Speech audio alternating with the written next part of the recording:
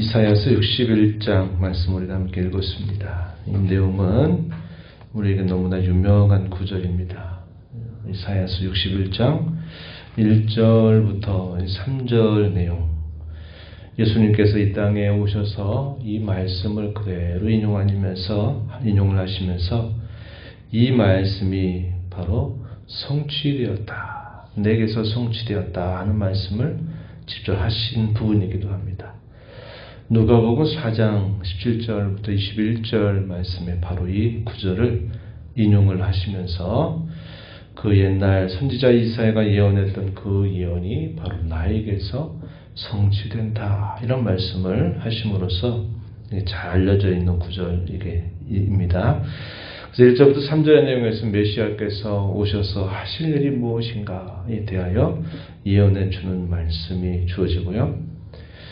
또 중간 부분 4절부터 9절의 이런 내용은 이 메시아께서 오심으로 말미암아 임하게 될 진정한 복이 무엇인가 하는 것을 여러 가지로 소개를 해줍니다. 그러한 말씀들이 오늘 저와 여러분에게 그대로 주신 말씀이기도 하다 하는 것을 우리가 살펴보게 될 겁니다. 그리고 마지막 부분 10절부터 11절 내용에서는 그 하나님께서 베푸신 그 복으로 말미암아 나는 여호와 하나님으로 인하여 기뻐하고 즐거워하겠다라는 그러한 고백, 그것을 우리에게 잘 소개해주고 있습니다. 1절 말씀 한번 가서 보십시오. 주 여호와의 영이 내게 내리셨으니 이는 여호와께서 내게 기름을 부으사 가난한 자에게 아름다운 소식을 전하게 하려 하심이라. 주 여호와의 영, 성령 하나님을 표현한 말이죠. 성령께서 내게 내리셨다. 메시아에게 내리셨다. 그 목적은 여호와께서 기름을 부으셔서 가난한 자에게 아름다운 소식을 전하게 하려 하십니다. 주의 영으로 말미암아 기름 부음을 받으셨다. 이것이 원래 구약의 메시아, 기름 부음 받은 자라는 그런 의미를 표현하는 말이죠. 메시아라고 하는 말의 의미입니다. 구약시대 때 왕이 세워지게 되거나 또 선지자가 세워지게 되거나 제사장이 세워지게 될 때에는 이러한 기름 부음이 있었어요. 그래서 이런 기름 부음을 받은 자를 메시아라 부르는데 구약시대에 이렇게 기름 부음을 받은 여러 직분을 마침내 온전히 행하실 그분으로 이 땅에 메시아를 보내주실 것이다. 그가 곧 그리스도시다 라는 사실을 우리에게 잘 설명해 주고 있다 한 겁니다. 그래서 이 땅에 오신 예수님께서는 왕으로, 제사장으로, 선지자로서 이 메시아의 직분을 온전히 행하시는 일을 통해서 자기 백성에게 구원의 은혜를 베풀어 주심을 우리에게 잘 보여줍니다. 여기 중간 부분에 보면 가난한 자에게 아름다운 소식을 전하게 하려 하십니다. 이 가난한 자에 대한 여러 묘사들이 이어진 말씀 속에서 소개가 되죠. 마음이 상한 자, 포로된 자, 갇힌 자, 또 2절 끝에 가서 보면 모든 슬픈 자, 3절에 가시면은 뭐라고 말하냐면 시온에서 슬퍼하는 자, 이러한 자들 전체를 묶어서 가난한 자다 이렇게 표현했습니다. 1번 표시가 되어 있죠. 밑으로 쭉 내려가면 뭐라고 표기가 되어 있습니까? 겸비한 자, 가난한 자는 겸손한 자를 의미한다 하는 사실을 말해줍니다. 마음이 가난하고 하나님의 은혜를 갈망하는 사람, 하나님 앞에 마음을 낮추어서 그분의 은혜를 구하는 사람, 이런 사람들을 여기 가난한 자다 이렇게 말합니다. 그들에게 아름다운 소식, 복된 소식을 전하게 하시려고 주 여호와 영 성령께서 그리스도에게 임하였다 하는 것을 말해줍니다. 그래서 성령께서 그리스도 위에 함께 하심으로 말미암아 그 기름 부음을 받은 직책, 왕으로서 또 제사장으로서 선지자로서의 그 역할을 잘 감당하심으로 자기 백성에게 약속하신 온전한 구원을 이루실 사실을 우리에게 알려주고 있다 한 겁니다. 2절에 보면 여호와의 은혜의 해 우리 하나님의 보복의 날을 선포하여 모든 슬픈 자를 위로하신다. 이사야서 40장부터 이 마지막 절의 내용을 하나의 주제로 묶어보라 그러면 자기 백성에 대한 위로입니다. 위로. 그 위로의 내용을 소개해 준다 하겠는데 여기서도 위로하신다 이렇게 표현되어 있고 그 위로하시는 내용이 어떻게 나타났는가 3절에 보니까 화관을 주어 그 죄를 대신하고 기쁨의 기름으로 슬픔을 대신하고 찬송의 옷으로 근심을 대신하고 그들이 의의 나무가 되도록 일컬음을 받게 된다. 의의 나무 곧 여호와께서 심으신 그 영광을 나타낼 자라 일컬음을 받게 하려 하십니다. 이것이 위로의 내용으로 잘 소개가 되고 있다는 겁니다. 이 내용들을 보게 되면 그 구원의 은혜를 받은 사람들이 어떻게 칭함을 받고 있는지 우리가 보게 되죠. 의의 나무라 칭함을 받게 되는데 또 설명해 주기를 그의 영광을 나타낼 자다 이렇게 소개를 해줍니다. 이것은 오늘날 구원을 받아서 그의 자녀가 된 모든 성도를 일컫는 표현이에요. 의의 나무가 되어서 그 영광을 나타내는 자. 하나님의 이 구원 또 이 구원을 베푸신 하나님을 영화롭게 할 자. 그러한 자들이 바로 구원을 받은 그의 성도들이다 하는 사실을 우리에게 가르쳐 주는 겁니다. 그래서 우리가 이 땅에 구원받은 자로 살면서 어떻게 살아야 되느냐. 의로움을 잘 이루어가는 그러한 자들로 살아야 된다. 하나님께서 베푸신 그분의 영광을 잘 드러내는 자로 나타낼 자로 살아가야 된다 하는 사실을 우리에게 잘 깨우쳐 주고 있습니다. 또 가서 보시면요. 6절 말씀을 한번 가서 또 뭐라고 표현하냐면 이렇게 말합니다. 오직 너희는 여호와의 제사장이라 일컬음을 받을 것이다. 또 뭐라고 말합니까? 이어지는 말씀에 보면 우리 하나님의 봉사자라 할 것이다 라고 이렇게 말합니다. 9절 끝에 가서 보면 여호와께 복받은 자손이라 이렇게 표현이 되고 있습니다. 다 이런 표현들이 구원받은 성도들 오늘 저와 여러분을 향하여 칭하시는 그런 칭호들로 주어지게 되는 말씀임을 우리가 보게 되죠. 여호와의 제사장이라 일컬음을 받는다. 이것은 구약 시대에 계속 자기 백성들에게 하시는 말씀임을 우리가 알게 되죠. 신에서 언약을 맺기 전에 하나님께서 이스라엘 자손들을 뭐라고 부르냐면 제사장 나라가 되게 하겠다. 너희를 나의 특별한 소유로 삼겠다. 이렇게 말하는 것이죠. 베드로 사도는 이것을 베드로전서 2장 9절에서 받아서 뭐라고 말합니까? 오직 너희는 왕같은 제사장이요 택하신 족속이요 거룩한 나라요 그의 소유가 된 백성이다. 이는 너희를 어두운 데서 불러내어 아름다운 덕을 선전하게 하려 하십니다. 이렇게 말합니다. 이 제사장의 역할이 뭐 하는 거죠? 하나님과 자기 백성 사이를 화해를 이루게 하는 겁니다.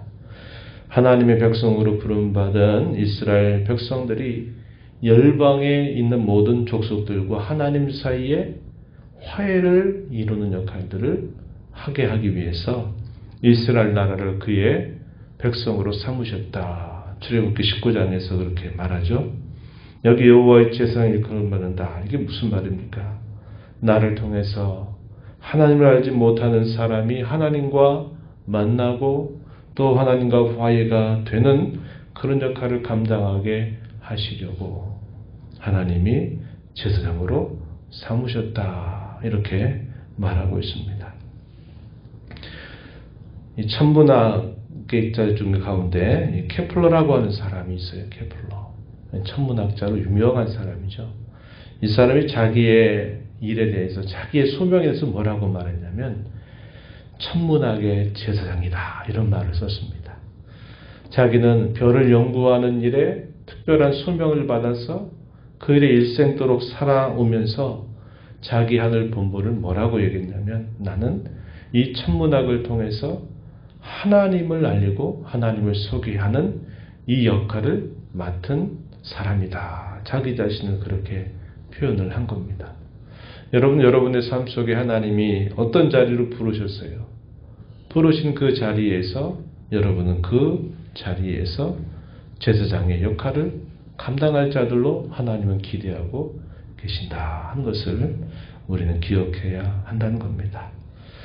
하나님을 알지 못하는 사람들에게 우리 하나님을 전하고 그분이 얼마나 귀한 분인 줄, 그분이 우리에게 베푸신 그 구원의 은혜가 얼마나 값진 것인 줄 우리가 우리의 말과 행실과 삶을 통해서 잘 우리 하나님을 소개해서 그들로 하나님을 알고 경배하고 찬양하고 섬기게 하는 그 일들을 우리는 감당할 것이요.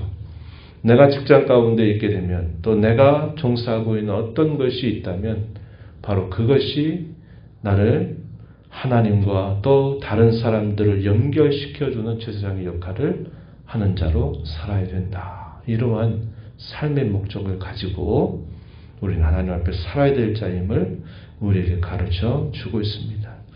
하나님께서 이러한 일들을 행하시게 되는 궁극적인 일은 우리는 하나님의 영광을 나타내는 자로 그분의 영광을 위해서 살아야 될 자임을 우리에게 잘 가르쳐 주고 있습니다.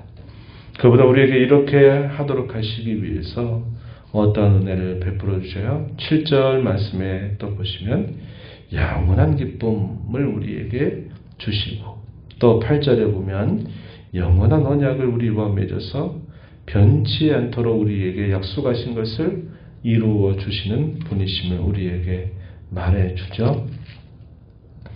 10절 가서 보면 뭐라고 말합니까? 중간에 보면 이는 그가 구원의 옷을 내게 입히셨다. 구원의 옷. 공의의 겉옷. 그런데 이것도 번역이 안 좋아요. 의의 겉옷입니다. 의의 겉옷을 내게 더하심이. 신랑이 사모를 쓰며 신부가 자기 부속으로 단장함 같게 하셨습니다. 하나님께서 구원의 옷, 의의 겉옷을 우리에게 덧입혀 주셨다는 거죠. 이게 뭘 말하는 겁니까? 예수님께서 이 땅에 오셔서 이루신 이 구원의 공로를 우리에게 그것을 그대로 덧입혀 주셔서 우리가 우리 스스로는 전혀 의로운 자가 아닐지라도 그분의 의를 우리에게 덧입혀 주셔서 우리를 의로운 자가 되도록 하신 그 은혜를 이렇게 표현해 주고 있다 하는 겁니다. 그러므로 이 선지자는 뭐라고 말합니까? 이런 하나님의 놀라우신 약속 또 베풀어 주실 그 은혜를 기뻐하면서 10절에서 이렇게 말하죠. 내가 여호와로 말미암아 크게 기뻐하겠습니다. 내 영혼이 나의 하나님으로 말미암아 즐거워하겠습니다. 라고 그렇게 다짐을 하는 것입니다. 여호와로 인하여 그분이 베푸신 그 구원의 은혜로 인하여 나는 기뻐하고 즐거워할 것입니다. 이렇게 표현을 하고 있는 겁니다. 저와 여러분은 이러한 은총을 받은 자로 우리의 인생을 살아가고 있음을 기억해야 합니다. 손살같이 빠르게 지나가는 세월, 또 우리의 인생이 참 너무나 빠르다고 하는 것뿐만 아니라 우리의 인생이 참 하나님 앞에 참 보잘것없는 그런 인생임에도 불구하고 우리 인생 속에 찾아오셔서 우리로 하여금 이 구원의 은혜를 주셔서 우리를 하나님의 거룩한 자녀로 삼으시고 우리를 그의 제사장으로 삼으시고 그 영광을 나타낼 자로 삼으시고 우리를 하나님의 봉사자로 삼아주신 그 은혜에 감사하면서 우리의 하루하루의 삶을 그분의 영광을 위하여 살아가는 저와 여러분이 되어야 하겠습니다. 구원의 은혜에 대한 감사와 감격 항상 마음에 되새기고 우리를 구원하신 그 하나님의 은혜에 대한 감사로 말미암아 기뻐하면서 나를 통해서 더 많은 사람들이 우리 하나님의 은혜를 알게 하는 거룩한 도구, 선한 도구로 쓰임받는 복된 삶 되게 주옵소서. 이렇게 간절하게 기도하시며 또 이 한 주간 이 하루 흩어진 교회로 힘써 살아가는 저와 여러분 되기를 바랍니다. 하나님 아버지 감사합니다. 이 새벽 시간에도 저희들을 깨워주셔서 오늘도 새날을 허락하신 아버지 앞에 나와 찬양을 드리며 또 오늘도 저희가 주시는 말씀을 통하여서 하나님이 저희의 삶 속에 찾아오셔서 얼마나 저희에게 큰 은혜를 베풀어 주셨는지 다시 한번 저희로 들려주셔서 저희가 하나님의 구원받은 자가 되게 하셨음을 그리스도의 구원의 옷, 의의 겉옷을 저에게 입혀주셔서 우리로 하여금 영혼을 잇대어 살아가게 하신 하나님의 은혜를 또다시 듣게 하시니 감사드립니다. 구원의 은혜로 인하여 늘 하나님을 기뻐하고 즐거워하는 삶을 살아가는 저희가 되도록 인도하여 주옵시고 저희들을 여호와의 제사장으로 또 여호와의 봉사자들로 저희 자신들을 주님 앞에 선별하여 드림으로 저희를 통해서 더 많은 사람들이 우리 하나님이 누구이신 줄 알고 찬양하며 경배하는 이 선한 역사를 이루어 가도록 주께서 인도하여 주옵소서. 은혜의 보좌 앞에 나와서 아버지 은혜를 구하는 모든 심령들의 간구를 기울여 주시며 응답하시기를 바라옵고 예수님 이름으로 기도하옵나이다. 아멘.